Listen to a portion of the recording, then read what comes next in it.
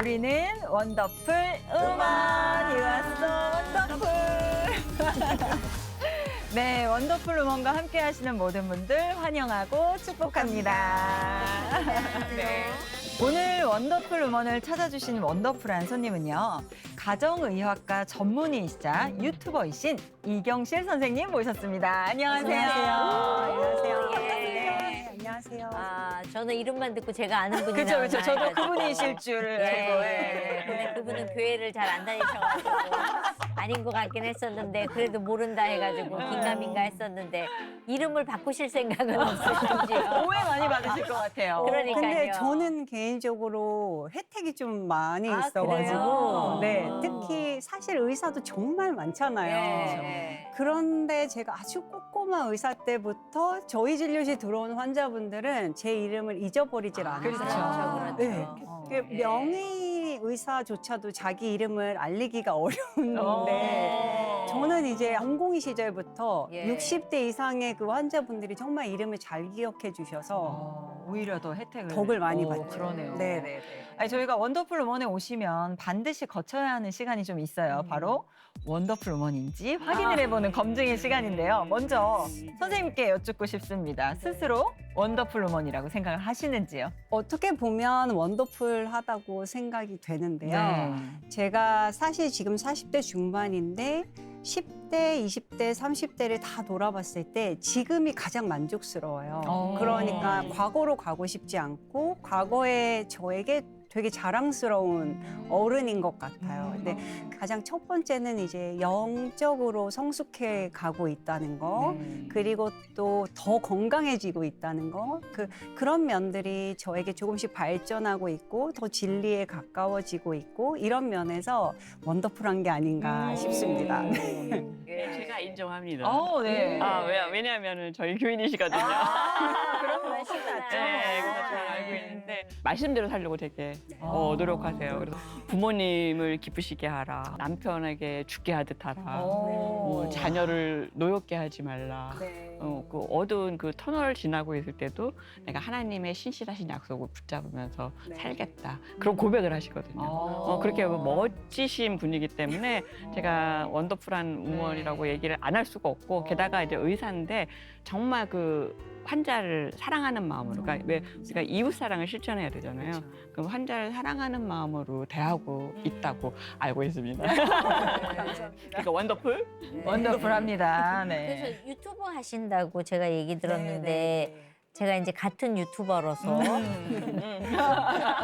그 바닥을 알고 있는데 이게 꾸준하고 성실해야 되는 거잖아요. 영상을 올리려면 정말 그 시간에 맞춰서 내가 꾸준히 보든지 안 보든지 그 일을 해야 되는데 의사 하시면서 이거 같이 하려면 힘들지 않으세요? 네, 어떻게 보면 그렇게 볼 수도 있는데요. 네. 근데 전문 유튜버 분들은 이제 뭐 조회수나 이런 게 되게 중요한 지표지만 저 같은 경우는 이거를 이제 꼭 필요한 분들이 듣는 게 중요하기 때문에 처음에 제가 이 유튜브를 활용하게 된 계기가 교수로 있을 때는 정말 3분 진료거든요. 네, 그렇죠. 네. 워낙 많으니까. 맞아요. 환자분들이. 주로 중증 환자분들을 보기 때문에 가정의학과 의사조차도 중증 환자분들을 많이 봐요.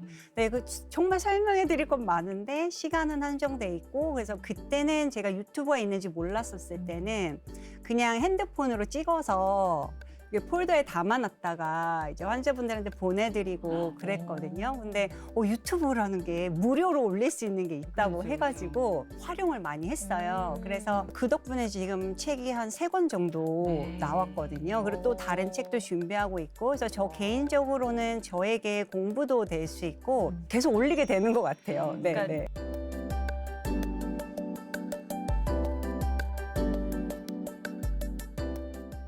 원래 처음부터 의대에 간 건 아니었거든요. 아주 어릴 때는 이제 사범대를 다녔고 네. 긴 가방끈으로 이제 의사가 됐어요. 나 저런 애들 제일 싫어. 공부잘해가지고 공부가 제일 싫어. 공부 제일 편한 애들. 그래서 막 학위 컬렉터처럼 막 이렇게 하는데 그래서 제가 그 유튜브에 사실 조회수가 많이 안 나오는 것도 있고 근데 네. 정말 한 3년간 일주일에 한 번이나 두 번을 계속 올리니까 네. 저희 남편이 이제 우스갯소리로 너가 어떻게 의사가 된 줄 알겠다. 다른 사람의 그렇습니다. 평가와 네. 상관없이 이렇게 열심히 하는 진짜. 거가 그것도 네. 재능이에요, 능력이고. 맞아. 네. 꼭 그렇게 말씀해 맞아요. 그것도 재능이에요. 맞아요. 저는 네. 제가 올리고 싶을 때 올리거든요. 귀찮아가지고. 그것도 재능이에요. 아니, 근데 우리 선생님은 가정의학과 전문이시잖아요. 근데 저는 사실 배가 아프면 내과 가고 뭐 손이 뼈가 아프면 정형외과 가고 하는데 저는 가정의학과를 가정이 아프면 그런 건가요? 상담하는 곳? 가정의학과는 몰랐구나. 네. 가정이 아픈 분들이 가는 거야. 그래요? 네. 남편이랑 같이 남편과 가는 거? 같이. 어떤 진료를 하시는지 아, 구체적으로. 네네. 가정의학과는 지금 이제 집사님 같은 경우는 어디가 아프면 어디를 가야지 이게 이제 잘 인지가 되시는데 사실 대부분의 분들은 어디를 가야 되는지 모르겠다고 그렇죠. 생각을 할 수가 있어요. 그래서 이제 어디 가는지 모르겠는데 하면 그냥 가정의학과에 가시면 되고요. 아주 간단하게는. 그러니까 아파도 네, 어디가 아파도. 어디가 아픈지 모르고 어느 과에 가야 될지 모르겠다. 이게 근데 아픈 게 진짜 아픈 게 맞는지 모르겠다. 이럴 때 그냥 이제 일단 가까운 가정의학과를 가시면 되는데요. 크게 가정의학과 의사로서 저희가 진료하고 배우는 영역은 일단 첫 번째는 예방이에요. 그러니까 예를 들어 뭐 예방접종이나 검진이나 내가 병이 있기 이전에 문제가 있는지 없는지 보는 목적으로 이제 가고요. 두 번째는 미병 상태예요. 그러니까 병은 아니고 그런데 정상도 아니고 그 중간 어디쯤에 있는 것 같은데 예를 들면 당뇨병 전 단계 이런 식으로 이걸 정상으로 만들고 싶을 때 이용하실 수도 있고요. 세 번째는 아예 만성 질환이 생겼을 때, 그러니까 질병에 걸렸는데 그 중에서 약간 경증인 것들이죠. 고혈압, 당뇨병, 이상지질혈증, 그리고 비만 이런 진료들을 이용하실 수 있고요. 네 번째는 흔히 환자분들이 말씀하시기를 괴질이라고 이야기해요. 뭔가 이상해요. 뭐 다리에 갑자기 힘이 쭉 빠지고 두근거리고 어지럽고 여러 가지가 있어서 이거는 신경과를 가기도 애매하고 순환기 내과를 가기도 애매하고 모든 게 합쳐져 있는 그래서 그거를 저희들은 오버랩 디지즈라고 하거든요. 여러 장기의 증상들이 한꺼번에 있을 때 기능적인 문제를 이제 확인하기 위해서도 가정의학과를 방문할 수 있습니다. 그럼 병원 가봐야 될 입구 것 같은 같은데. 느낌. 왜냐면 왠지. 전 네. 장화에서도 다 정상인데 네, 갑자기 이렇게 힘이 당이 떨어지는 당이 느낌. 떨어지는 느낌. 네네. 그럴 때 가정의학과를 방문하시면 됩니다. 문턱이 굉장히 좀 낮은 곳이었네요. 네, 굉장히 그렇군요. 네. 어떻게 가야 될지 몰랐는데 네. 사실은 그리고 또 요즘에 한 축은 정신건강의학과를 이용하시는 게 물론 가장 바람직하지만 또 정신건강의학과에 방문하는 게 조금 꺼려질 때가 있어요. 그런 분들은 일단 가정의학과에 방문해서 이제 초기 치료를 받으실 수 있습니다. 그냥 쉽게 갈 수 있는 그러네요. 곳이네요. 그냥. 모르겠으면 그냥 가시고. 오, 그러네요. 당장 중간업자네, 중간업자. 맞아요. 그러네. 저희가 진짜 교과서에는 네. 그 중간업자라는 표현이 있어요. 게이트키퍼예요. 진짜요? 그러니까 게이트키퍼여서 이 환자들을 보고 더 전문 분과를 보내드리고 그다음에 갔다 왔을 때 좀 설명이 부족할 수 있잖아요. 그런 걸 설명드리기도 하고 그렇습니다. 환자분들 진짜 많이 오시는데 특별히 선생님 기억나는 환자분 있으세요? 제가 이제 그 동의서를 받으러 가야 되는 환자분이 50대 남자분이셨는데 몇 개월 전에 불의의 사고로 눈을 떴을 때 다리가 절단이 됐었어요. 그래서 대화를 하시고 이제 의족을 끼운 지 한 일주일 정도 되셨던 상황에서 그 사이에 이제 병원 치료를 하는 중에 소화가 너무 안 돼서 봤더니 이제 위암이 발견이 된 거예요. 그래서 이제 제가 이런 분 얼마나 절망 속에 계실까, 어떻게 위로를 하는 게 맞을까, 감히 알지 못하는 무게이기 때문에 그래서 되게 약간 걱정스러운 마음으로 갔어요. 그래서 가서 마주했는데 그분이 너무 놀랍게 다리를 이렇게 탁 꼬시면서 오랜만에 다리를 꼬아보니까 너무 기분이 좋다는 거예요. 그러니까 의족이 생긴 지 의족을 못 끼우고 그동안 다리를 못 꼬고 있다가 그러니까 너무 그거를 기뻐하시는 거예요. 그래서 제가 상상하던 환자분의 표정도 아니고 분위기도 아닌 거예요. 그래서 사모님도 다리 꼬니까 섹시하다고 막 이런 되게 긍정적이신 네, 분이네요. 네. 그래서 그게 되게 저는 질병이 있지만 자기 기능을 최선으로 쓰시면서 행복하게 지내시는 게 되게 인상적이었어요. 네. 병이 있어도 행복하고 장수할 수 있구나. 그거를 그때 깨달았어요. 그래서 제가 지금은 긍정 닥터라는 이제 유튜버로 활동하고 있는데 저한테는 이제 스승 같은 분들이죠. 네, 네.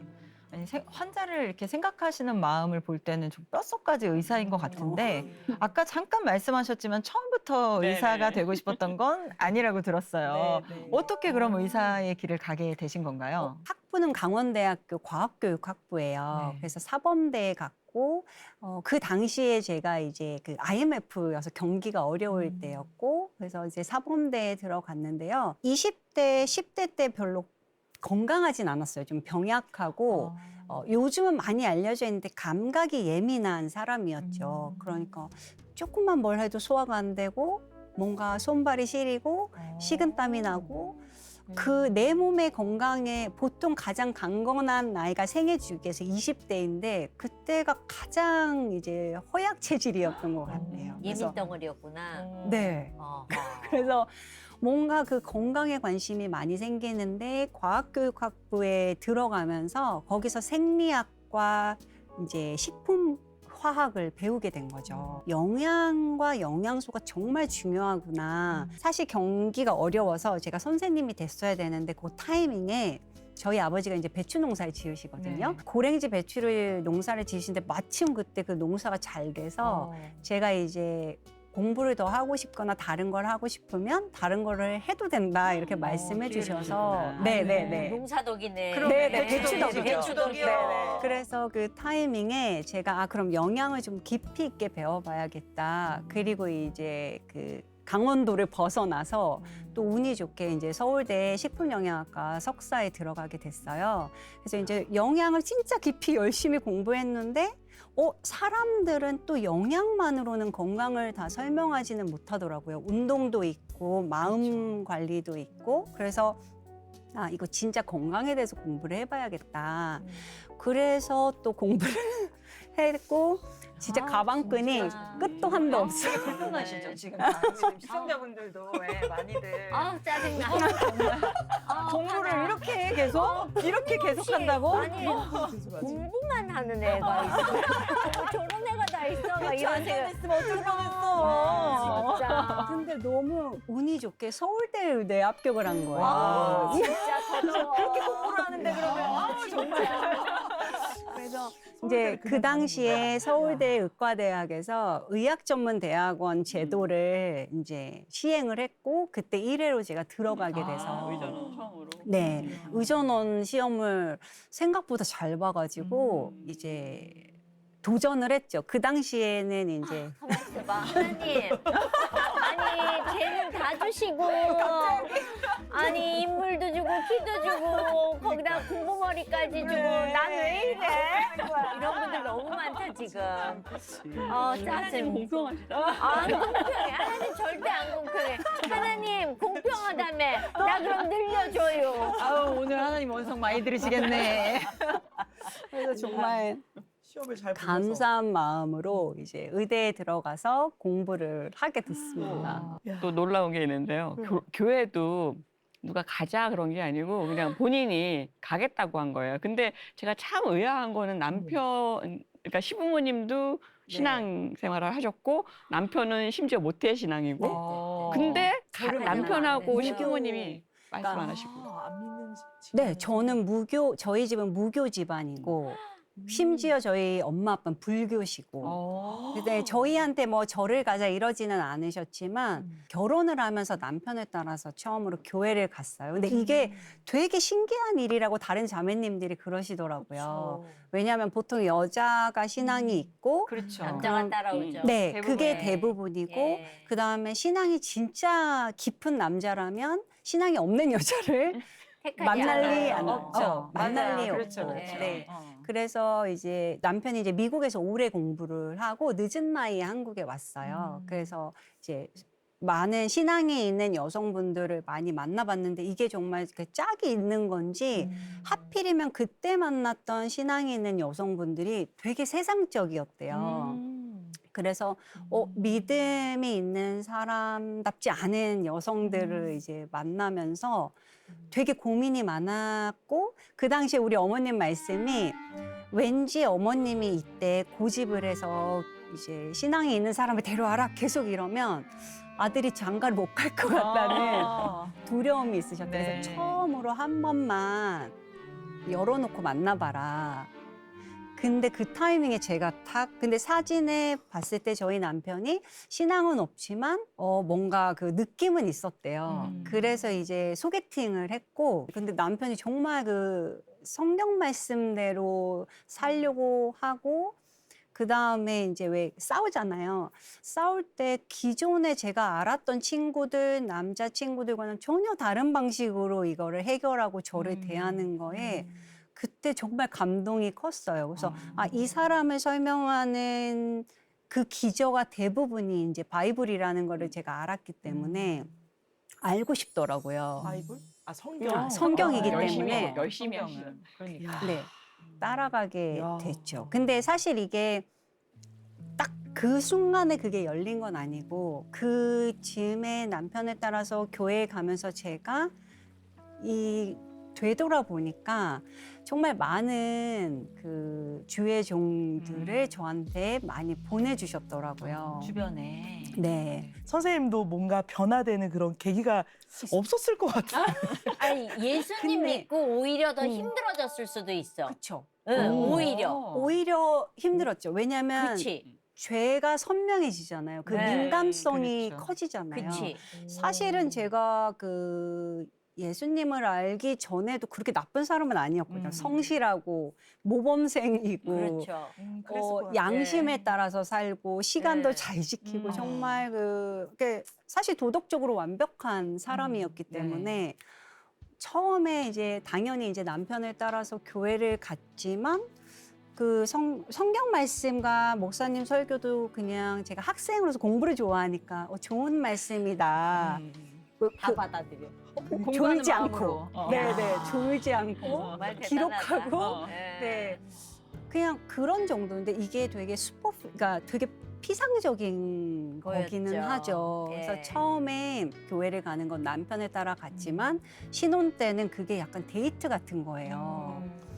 예쁜 옷 입고 그래, 주일에 아침 예배 가고 끝나면 오빠가 꼭 브런치 가게 같이 가지고 하니까 그냥 되게 젖먹이 그 성경 말씀에 있는 젖먹이처럼 그런 어린 신앙으로 너무 재밌다 이런 정도였는데 저희 시어머님이 정말 성경책을 항상 끼고 매일 읽으시는데 제가 봤을 때 진짜 화가 나는 순간들이 있거든요. 근데 화를 안 내세요.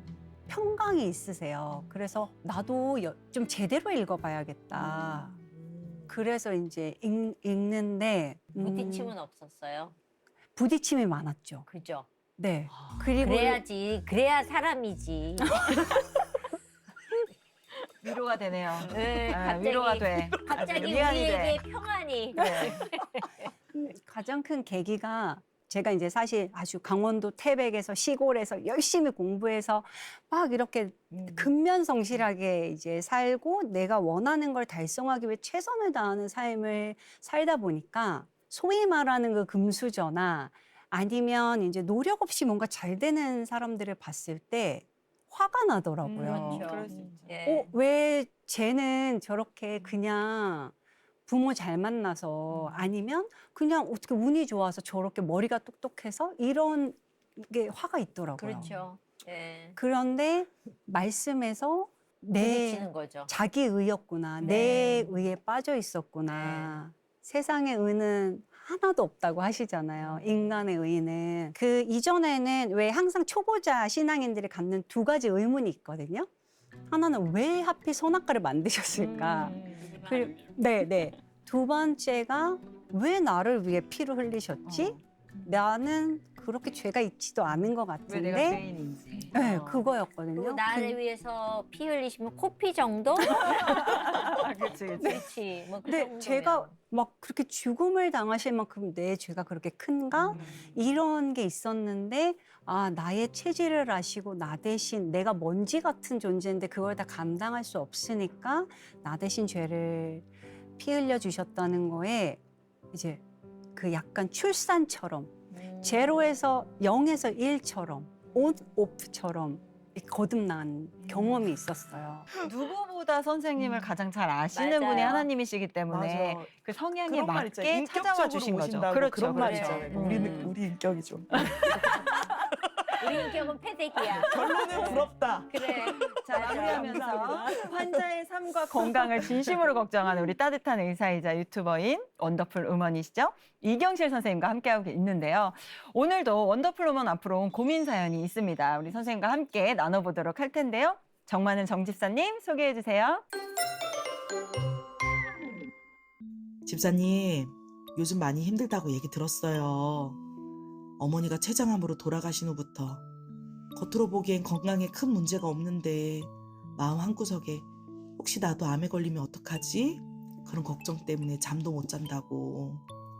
하나님께서 지켜주신다는 믿음을 가지고 있지만 나도 얼마나 두려운지 몰라요. 그럼 집사님, 그래도 우리 끝까지 힘내면서 승리해요. 병에 대한 걱정과 염려로 힘들어하는 우리 집사님의 사연인데요.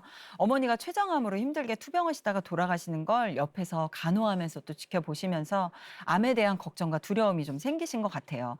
어떻게 하면 건강에 대한 염려에서 벗어나서 평안한 마음을 되찾을 수 있을지 고민이라고 사연을 이렇게 보내주셨거든요.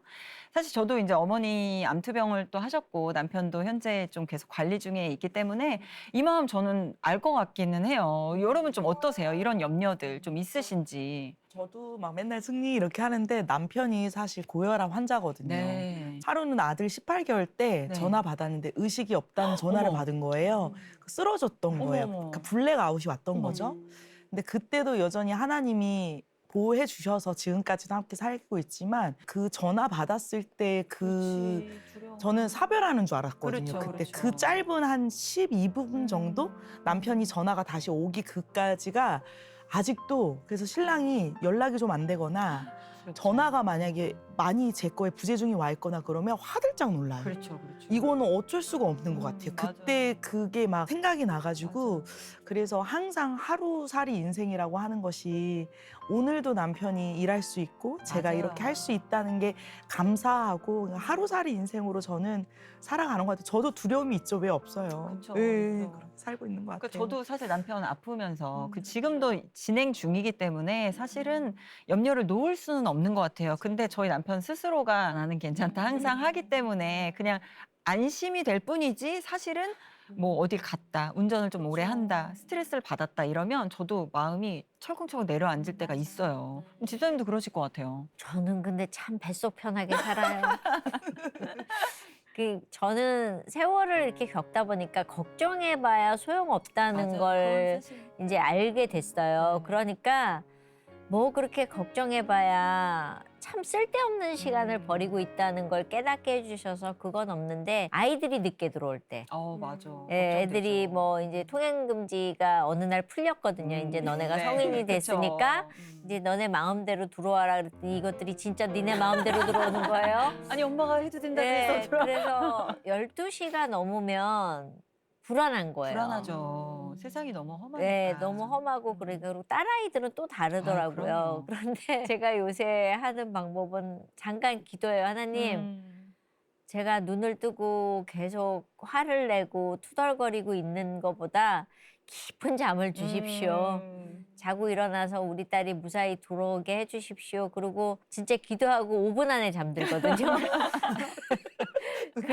그러고 나니까 아이들이 와 있고 뭐 그러더라고요. 그런데도 사실은 그 불안감은 아직도 있어요. 있죠. 그런데 매번 그 순간을 그렇게 기도로 이겨내는데 저는 기도밖에 없는 것 같다는 맞아요. 생각. 꼭 그 꼬리에 꼬리를 물잖아요. 맞아요. 이렇게 되면 어떡하지? 그렇죠. 이렇게 되면 어떡하지? 어떡하지? 그래서 그게 크게 집을 짓거든요. 네. 그래서 처음에 싹둑 잘라야 되는 거 아닌가? 그렇죠. 네, 맞아요. 그래서 저는 그 고민에 쌓이면 막 큰 집을 짓진 않는 것 같아요. 이게 연습이 예. 필요한 것 같아요. 맞아요. 그것도 계속 예. 이걸 떨쳐내고 기도하는 연습이 돼야 그것도 자연스럽게 될 수 있는 게 아닌가. 우리 선생님 그런 부분 없으세요?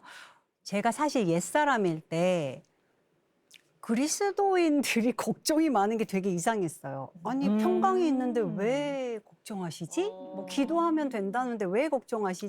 그 이런 관점이었어요. 그런데 제가 거듭나고 또 신앙인들을 자세히 보니까 2배로 힘들 수밖에 없더라고요. 왜냐하면 이제 인간적인 괴로움, 이 사연자분을 예로 들면 이런 상황에서 만약에 내가 등이 아파. 그러면 췌장암의 가장 힘든 증상이 등 아픈 맞아요. 거거든요. 그럼 갑자기 췌장암인가? 그렇지. 이렇게 되는 그 인간적인 괴로움으로 보통의 사람들과 비슷한 감정을 갖게 되고 이건 너무 자연스러운 그렇죠. 염려이고 말씀처럼 예전에 그랬던 일종의 트라우마죠. 남편과 12분간 연락이 안 됐을 때 또 사연자분은 엄마를 그렇게 해서 잃게 되면서 우리 몸을 보호하기 위해서 아주 더 예민해져요. 그러니까 소위 말하는 경보가 아주 강해져서 차로 치면 사람이 침입을 해야 경보가 울려야 정상인데 낙엽만 떨어져도 경보가 울리는 그렇죠, 거예요. 그렇죠. 뭔가 침입이 됐다. 그렇죠. 그러니까 이건 너무 자연스러운 건데 신앙인 분들은 여기서 한 발 더 나아가서 아, 내가 믿음이 부족한 건가? 내가 죄가 있는 건가? 약간 자괴감까지 더해져서 그렇죠. 더 힘드시더라고요. 그렇죠. 감정, 내가 등이 아플 때 불안하다. 생각, 췌장암이다. 이런 생각으로 이어지는 일종의 1층, 2층, 3층 이거를 제가 환자들 보통의 세상 분들은 일기를 써오라고 해서 다 이걸 끊을 수 있게 훈련을 시켜요. 근데 신앙인 분들은 더 쉬워요. 우리는 영이 있잖아요. 그래서 신앙에 있는 분들은 이제 영과 홍과 육을 나눠서 이제 일기를 쓰고 이런 걸 알려드리고 분리해서 보는 훈련을 하면 덜 휘둘리시는 것 같아요. 근데 이제 공황 장애가 있는 분들 보면은 이제 그게 자율신경 맞아요. 계통이 이제 네, 네. 밸런스가 안 맞아서 네, 네, 깨져서 그런 거잖아요. 네. 그러면 이제 그 죽을 공황 수도 장애가 있다. 있는 분들이 네. 보면은 아, 나 뇌경색이야 그러고 네 그러고 막 쓰러지고 맞아요, 맞아요. 그런 일들이 네, 일어나는 네, 거거든요. 네. 그러니까 그런 거에 대한 것도 미리 아, 이거 약 먹으면 괜찮은 거고 이 약이 나중에는 안 먹을 수 있는 약이고 중독성이 없는 약이고 네. 그런 것들에 대한 우리 선 지식들이 있다 그러면은 네. 훨씬 건강 관리하는데 좋을 것 같아요. 그러니까 맞아요. 우리가 그리고 예, 네네. 맞아요. 이런 훈련을 하시는 분들 중에 가장 많은 분들이 공황장애 분들이에요. 그러니까 공황장애가 심장에 실제적인 문제가 없는데 자율신경이라는 몸의 신경이 상당히 예민해지는 거거든요. 근데 이제 이 자율신경은 보통 분들이 알기로 이제 2가지가 있어요. 몸을 긴장하게 하고 심장을 많이 뛰게 하고 숨을 가쁘게 하고 하는 교감신경이 있고 스트레스 많이 받았을 때 이게 갑자기 팍 오르면 죽을 것 같거든요. 그 반대는 부교감신경이 있는데 부교감신경은 사실 2가지가 있어요. 저는 여기서 진짜 하나님이 계시다고 생각하는데 노루가 차를 만났을 때 헤드라이트가 있는데 도망을 못 가잖아요. 정지된 상태로 있어요. 많은 분들이 이런 상태에 있는 분들이 계세요. 너무 힘들어서 아무것도 못하고 그러니까 일종의 번아웃 상태로 있는 분들, 교감신경이 너무 항진돼 있는 공황장애에 있는 분들. 근데 사실 우리 몸에는 정말 소중한 부위에 다른 미주신경이 있어요. 이 신경은 언제 발휘될 수 있냐면 안전하다는 느낌과 내가 누군가와 연결되어 있다는 느낌이 있을 때만 켜져요. 그 연결은 하나님과 연결을 해서 그 신경을 키울 수 있어요. 그리고 2번째는 아까 말씀드린 포인트에서 안전하다고 내 몸이 느껴야 되거든요. 그 안전을 아까 말한 대로 감정과 감각과 생각과 이런 거를 나눠서 내가 사실 췌장암 아니야. 안전한 상황이야. 이걸 계속 내 스스로 어떻게 보면 우리 몸이 성전이기 때문에 성전을 되게 견고하게 하는데 계속 내 혼이 일을 하는 거죠. 그러면 영이 이걸 조율해 줄 수 있습니다. 저는 이 자리를 빌려 선생님께 좀 여쭤보고 싶은 게 최근에 손목이 아파서 병원 갔더니 살을 좀 빼셔라. 그리고 이제 또 하고 하라고. 그리고 머리가 아파서 가면 살을 빼셔라. 그리고 심지어 얼굴에 여드름 나잖아요. 피부과 가면 이 안에 뭐 지방이 있어서 그러니까 살을 좀 빼셔라. 그러니까 살을 빼라고 계속 그래. 결론은 살을 빼라. 네, 근데 저는 살을 빼야 할 것 같아. 근데 궁금한 거예요. 이렇게 좀 왠지 부흥된 사람들, 몸 부흥된 사람들 보면 저처럼 이렇게 체격 좋은 사람들 보면 아우 이렇게 비만이어서 종합병원이야 막 이렇게 좀 얘기가 들리잖아요. 근데 진짜 그런 건가 싶어서 여쭤보고 싶었어요. 살을 빼는 게 맞죠. 일단 그것만 빼는 게 맞습니다. 그죠? 거봐. 근데 갔대 빼야지. 근데 이런 건 있어요. 그 건강하게 통통한 분이 있고요. 건강하지 맞아. 않게 통통한 분이 있어요. 무슨 얘기냐면 다리나 팔의 근육이 충분히 있으면서 통통한 분들이 있어요. 이런 분들은 뱃살은 그렇게 많지 않아요. 체중은 많이 나가도. 이런 분들은 사실 오히려 더 장수할 수 있다고 돼 있고 병도 없다고 알려져 있어요. 근데 이제 만약에 내가 뱃살이 좀 있다. 그러면 그게 이제 숨 쉬어, 숨 쉬어. 바디 체크? 숨 쉬어. 바디 체크.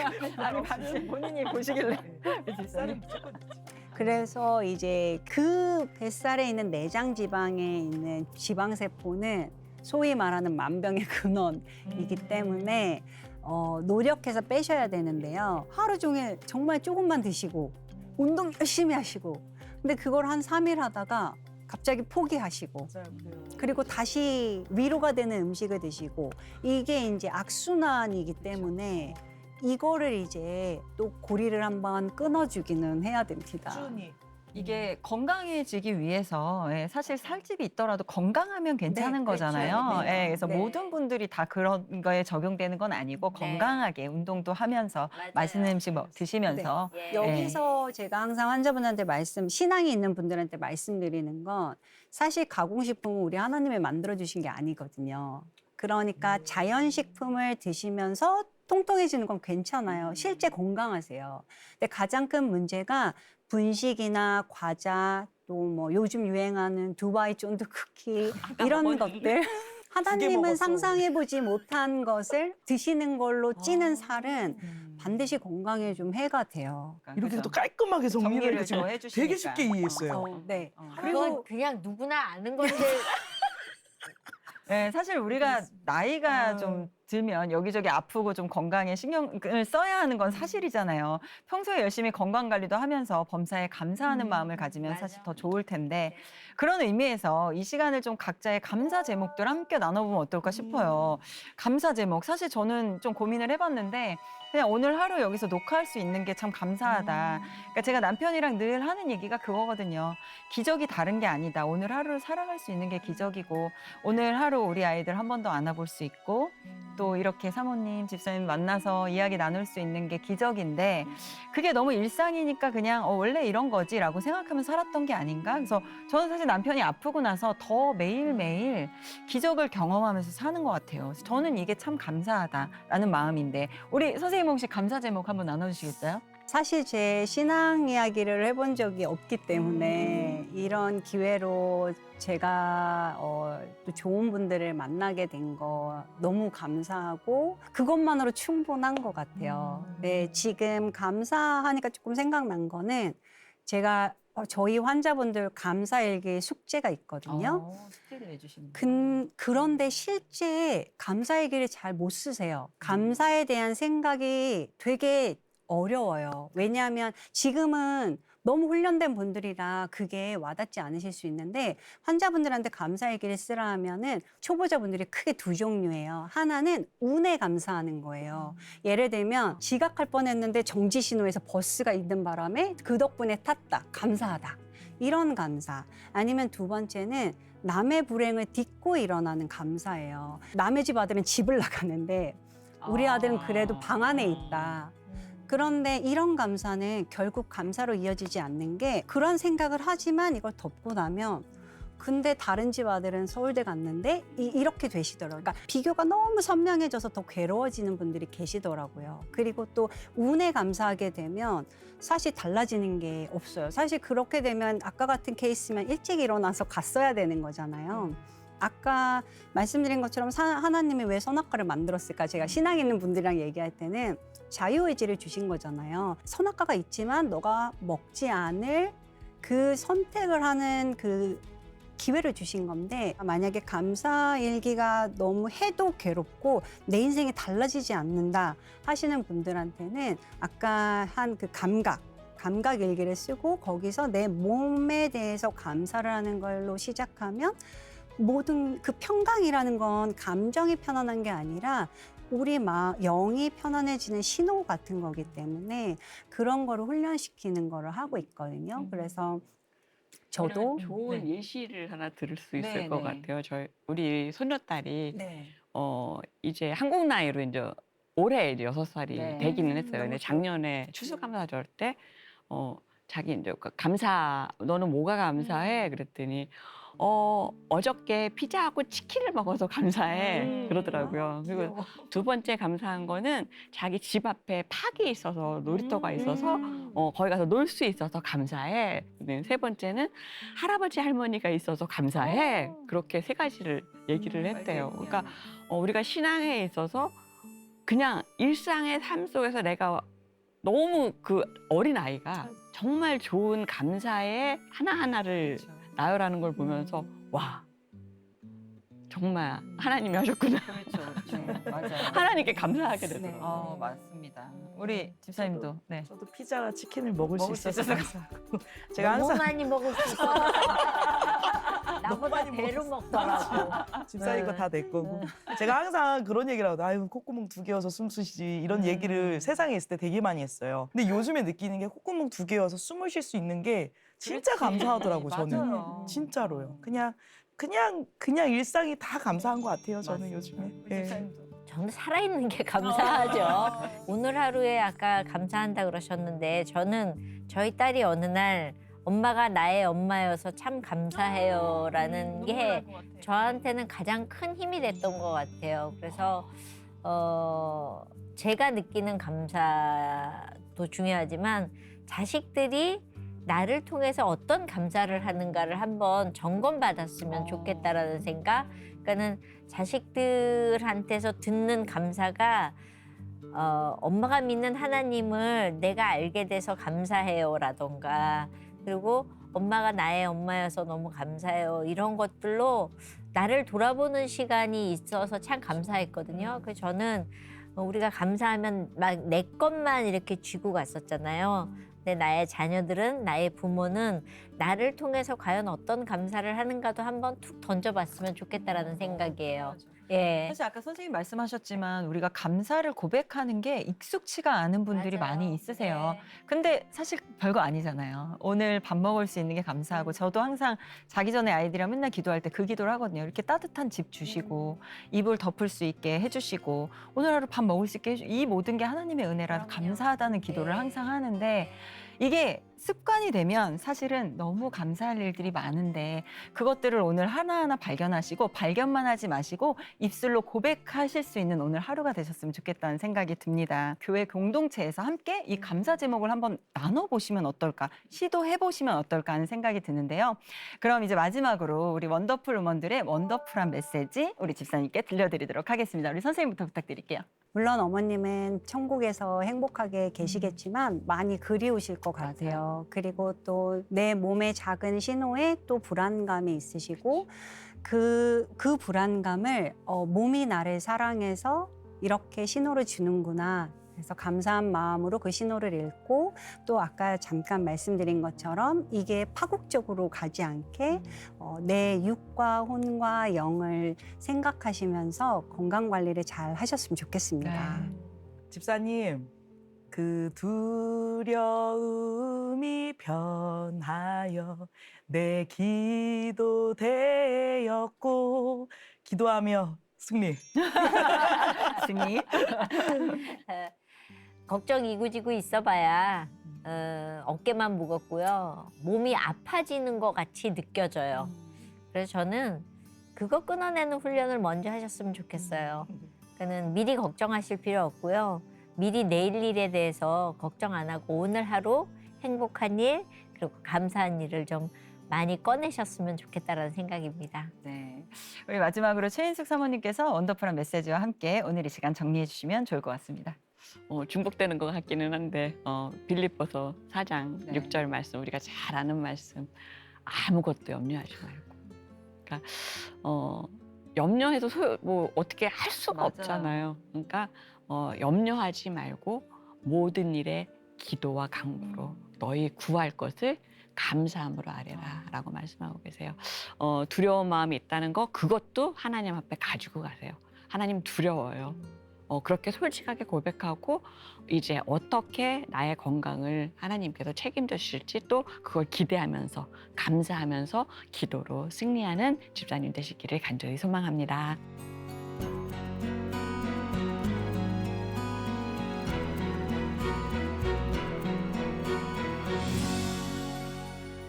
계속해서 원더풀우먼 홈페이지 사연 게시판에 여러분들의 고민 사연을 받고 있습니다. 저희가 이 시간에 함께 나누고 기도하도록 하겠습니다. 네, 오늘 함께하신 원더풀 우먼은요 인터넷 CTS 홈페이지 다시 보기 있고요.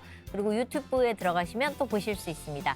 앞으로 많은 관심 보내주시면 감사하겠습니다. 네, 그럼 오늘 우리 최인수 사모님의 기도로 저희는 여기서 인사드리도록 하겠습니다. 네. 기도하겠습니다. 네. 하나님 아버지 감사합니다. 오늘도 저희들이 함께 하나님이 주신 성전에 대한 많은 이야기들과 또 믿음을 가지게 된 귀한 이야기들을 함께 나눴습니다. 오늘 이 시간이 저희들에게 귀한 시간이 되었음을 저희들이 압니다.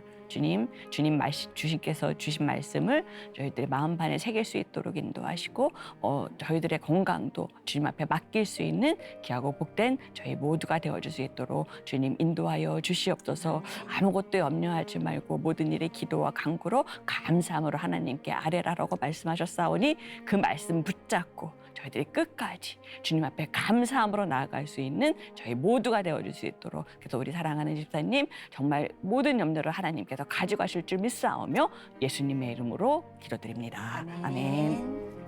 감사합니다.